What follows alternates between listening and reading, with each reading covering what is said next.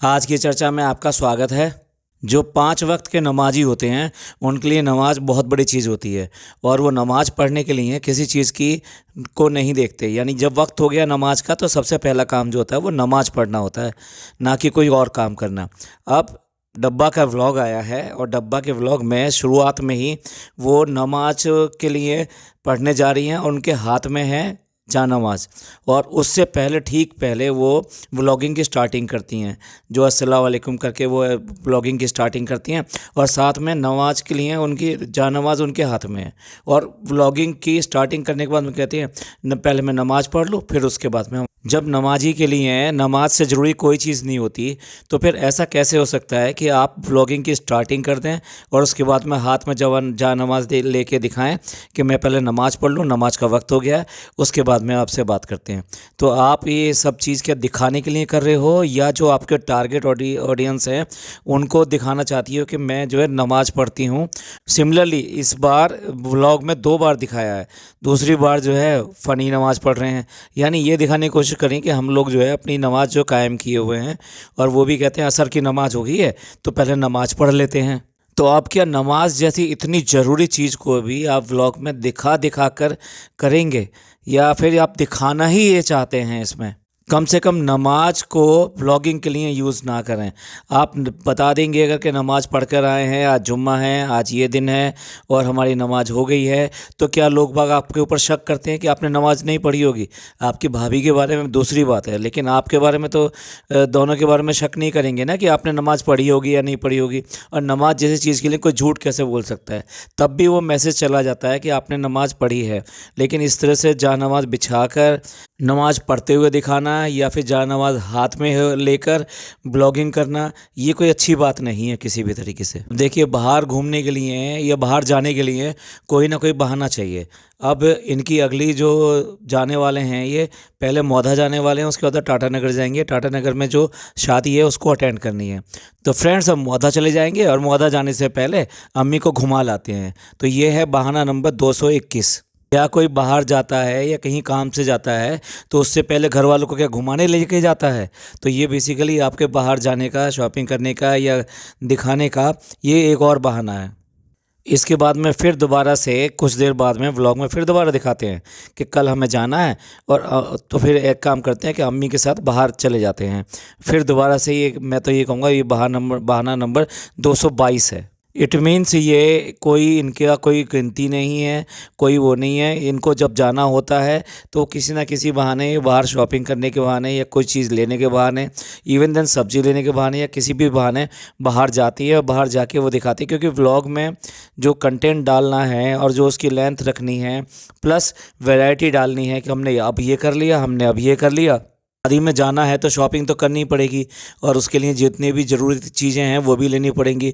वो समझ में आता है और दिखाई देता है, क्योंकि रोज़ तो शादी आती नहीं। लेकिन किसी भी तरीके से इनको कुछ ना कुछ बहाना चाहिए। तो शादी की बात अलग होगी, पर वैसे भी ये कोई बहाने होते हैं कि भाई कल हम जा रहे हैं तो इसलिए बाहर चले जाते हैं। और अब जो है हम बाहर जाने वाले हैं तो इसलिए अब अम्मी को लेके चले जाते हैं घुमाने के लिए। अधिकतर चीज़ें ये कॉपी करती है और कॉपी किसी करती है सबसे ज़्यादा तो अपनी भाभी की कॉपी करती है। अभी कुछ ब्लॉक पहले भाभी जो है वहाँ गई थी, जूटीज़ गई थी और वहाँ पे लेज़र ट्रीटमेंट अपना करा के आई थी और उसने लेज़र ट्रीटमेंट के जितने फ़ायदे, नुकसान, क्या कैसे होता है, आराम लगता है, कैसा लगता है, सब चीज़ें बताई थी वहाँ पर। और उसका अच्छा खासा प्रमोशन किया था उस लेज़र ट्रीटमेंट का। अब सिमिलरली अब उसकी कॉपी देखते हुए अब ये इसको भी चला है। अब ये भी झूठीस पहुंच गई और वहाँ पे जाके लेज़र ट्रीटमेंट कराना है इन्होंने। और जबकि इसी व्लॉग में वो पापा अर्थ का प्रमोशन कर रही हैं कि विटामिन सी लगाना चाहिए, ये मॉइस्चराइजिंग करता है, ये करता है, ये वो करता है, और उसके ऊपर दूसरा कोट क्या लगाना चाहिए वो भी सब चीज़ें वो बता रही है। वो बात दूसरी है कि एक कॉशन भी इनको बताना चाहिए कि इन सब के करने के साथ साथ आपको झूठीस जैसे बाकी जगह पे जाना पड़ेगा, क्योंकि ये इसके भरोसे रहेंगे तो आपको प्रॉपर जो है फेस ट्रीटमेंट नहीं मिलेगा या फेस में ग्लो नहीं मिलेगा या फेस स्किन की केयर नहीं होगी। क्योंकि आप भी बार बार वहीं जाती हैं, आपकी भाभी भी जाती हैं, दूसरी तरफ इतने सारे प्रोडक्ट प्रमोशन करते हैं और उनके फ़ायदे इतने सारे बताते हैं कि ऐसा लगता है कि उनको लेने के बाद में कुछ करने की ज़रूरत नहीं है। ऐसा लगता है कि जैसे कभी कभी पुराने ज़माने में बसों में आके दंतमंजन या समथिंग बेचा करते थे, और वो एक गोली या एक पेस्ट, जो गोली मतलब पेट के लिए गोली हुआ करती थी, उसको सारी बीमारियों का इलाज बता देते थे। कहते थे कि अगर ये ले लोगे आपका ये भी ठीक हो जाएगा, आपका ये भी ठीक हो जाएगा, आपका ये भी ठीक हो जाएगा। सिमिलरली यहाँ पर भी यही बात है, जब प्रोडक्ट प्रमोशन करना हो, यानी कि जब बस में जाके बेचना हो, तो सारे मर्जों की इलाज जो है, जो हम बता रहे हैं, ये वही है। और आप इसको लगाइए, उसके बाद में हमारा कोड लगाइए, आपका सब प्रॉब्लम स्किन की, सब तरह की, इवन बालों की, सबकी सब ठीक हो जाएंगी और आपको कहीं जाना नहीं पड़ेगा। पर ये तो कहना मुश्किल है ना, कहीं जाना नहीं पड़ेगा, क्योंकि यही दिखाते हैं कि हम यहाँ जा रहे हैं, हम वहाँ जा रहे हैं, हमें ये वाला ट्रीटमेंट चाहिए, हमारा वो ट्रीटमेंट चाहिए। और भाभी ने तो क्लियर कट ये भी बताया था कि वो क्यों करके वो सारे ट्रीटमेंट करा रही हैं और उनका क्या फ़ायदा और नुकसान है। बड़ा इंटरेस्टिंग प्रमोशन करते हैं। एक तरफ तो प्रोडक्ट्स का प्रमोशन करते हैं और दूसरी तरफ जो इंस्टीट्यूट का प्रमोशन करते हैं। यानी कि अगर ये कह रहे हैं कि प्रोडक्ट से प्रमोशन से आपको कुछ और करने की ज़रूरत नहीं है, जैसा कि इतनी सारी प्रोडक्ट रेंज उनकी है, तो उन सबको अगर इस्तेमाल करेंगे तो वहाँ पर कहीं और जाने की ज़रूरत नहीं है। तो लेकिन यहाँ पर ये भी दिखाते हैं कि भैया प्रोडक्ट भी यूज़ कीजिए और उसके बाद में जैसे जैसे हम जाते हैं वैसे जाना चाहिए, और महीना या 2 महीने में उसको प्रॉपर स्किन को केयर देने के लिए आपको वहाँ जाना चाहिए, ऐसा आप बोलते हो। मॉल में जाकर दूल्हा दुल्हन के लिए कुछ गिफ्ट वगैरह लेने थे, उसके लिए वो मॉल में जाते हैं और वहाँ से वो परचेजिंग करते हैं। अब उसके बाद में वहाँ नाम लिखवा रहे हैं कि भाई स्पेशलाइज्ड गिफ्ट के लिए यहाँ पे नाम लिखवा देते हैं। तो फ़नी जो बड़े मज़े से कह रहा है, इस पर ये भी लिखवा दो, शादी के बाद बर्बादी। अरे भाई, आप क्यों कह रहे हो कि शादी के बाद बर्बादी? आपकी जैसी ज़िंदगी तो किसी की आबाद भी नहीं होगी, ना कुछ काम ना धाम ना कुछ भी, और सारी सारी सैर सपाटा, मज़े, कपड़े और सारे इक्विपमेंट, सब चीज़, यानी ब्यूटी ट्रीटमेंट और पता नहीं क्या क्या आपके लिए सब कुछ हो रहा है। और उसके साथ में फिर आईफोन और बाकी जो गैजेट्स होते हैं, इधर वो वॉच हो या समथिंग हो, तो वो सारी चीज़ें आपके लिए तो अवेलेबल है। आप क्यों ऐसी बात कहते हो? जो कहेगा भी या दूसरा कहेगा, लेकिन आपके लिए तो शादी बहुत ही फेवरेबल वर्क हो गया ना। अब डब्बा जैसे कि लापरवाह है, तो उससे तो कुछ भी ऐसा कुछ हो जाता है। तो मोबाइल फ़ोन उसका गिर गया, और मोबाइल फ़ोन जो है वहाँ पर एक गटर था, एक गटर के पास में ही गिरा, तो वह अंदर भी जा सकता था। तो इसके ऊपर वो जो है कह रहा है कि फ़नी कि अगर ये गिर जाता ना, तो इसके लिए मैं तुम जो मेरे ऊपर इल्ज़ाम लगाती कि तुमने ही कहा था जल्दी चलो गाड़ी आ गई, गाड़ी आ गई। तो अब वो कहती है नहीं नहीं, ऐसा तो कभी भी किसी से भी हो जाता है, इसमें कोई कहने वाली बात नहीं है।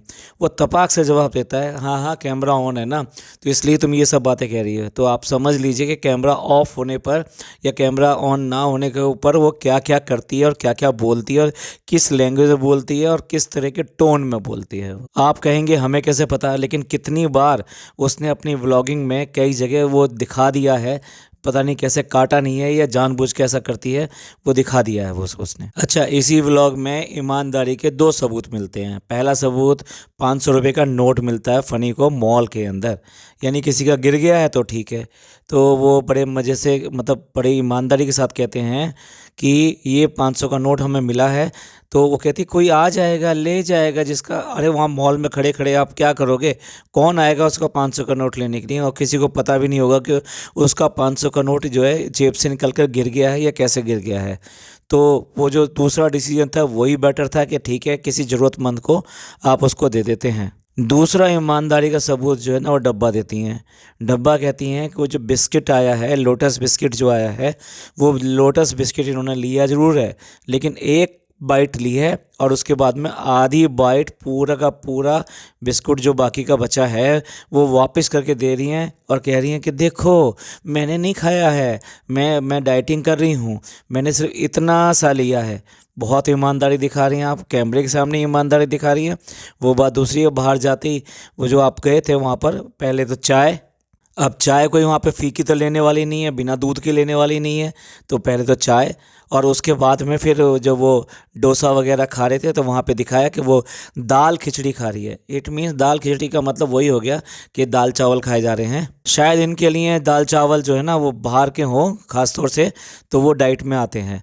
जबकि देखा जाए तो बाहर का खाना किसी तरह से भी डाइट के लिए रिकमेंडेशन नहीं होता कि बाहर इस तरह का आप कोई भी खाना खाओगे तो डेफिनेटली उनकी प्रिपरेशन में ये सब चीज़ें होती हैं। तो आप ये जो बार बार जो डाइट की बात करती रहती है ना, हाँ ये भी कहा कि फ्रेंड्स ऐसा नहीं है कि हम कैमरे के पीछे और कैमरे के सामने कुछ और, हम सिर्फ इतना ही खा रहे हैं। और मैं जो है पूरी तरह, अच्छी बात है भी डाइट कर रहे हो, बहुत ही अच्छी बात है। क्योंकि अगर आप इंटरमीडिएट फास्टिंग और इन सब की बात कर रहे हो तो सबसे पहले तो अपनी ज़बान पर काबू रखना होगा कि वो जो है इधर उधर की चीज़ें ना खाए और टाइमिंग से खाए, बाहर की तो बिल्कुल भी ना खाए। अभी अपना सूट दिखा रही हैं जो कि ये वहाँ पर पहनेंगी शादी के अंदर, और वो भारी भरकम सूट, वो भी केन केन का वो लेकर आई हैं। पहले ही मतलब अब कहना नहीं चाहिए, हम इनकी बॉडी शेमिंग के ऊपर नहीं जाना चाहते, लेकिन क्या है कि आपको उसी के हिसाब से लेना चाहिए। तो आप केन केन लगवा के तो वो और भी ज़्यादा फूल जाता है, तो क्या होता है कि बॉडी और ज़्यादा फैली हुई दिखाई देती है। तो ऐसे में ये सब चीज़ें नहीं लगवानी चाहिए, क्योंकि ड्रेस तो ड्रेस होती है, ज़रूरी नहीं है उसको इतना चौड़ा फैला कर दिखाएंगे तभी। उसके घेरे तो जब कपड़ा ज़्यादा होता है तो वो अपने आप ही अच्छा दिखाई देता है। अब वो इतना ज़्यादा भारी हो गई है वो, कि वो फ़नी जो बड़े मजाक में कहता है कि भैया अब तो जब ज़रूरत पड़ेगी तो आपको उठाने के लिए जेसीबी बुलाना पड़ेगा।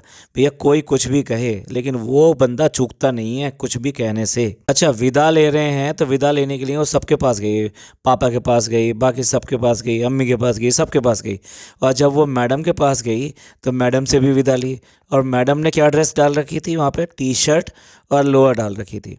लेकिन जब भी वो व्लॉग बनाती हैं, आप कभी भी देख लीजिए, कभी भी देख लीजिए, वो सूट सलवार पहनकर, सर पे दुपट्टा रख कर तब वो व्लॉग बनता है। तो यानी कि व्लॉग की एक ड्रेस है, जब व्लॉग की ड्रेस होगी तभी जो है व्लॉग जो है बनेगा, और तब व्लॉग की भाषा भी है तो वो भाषा भी वो बदल जाती है।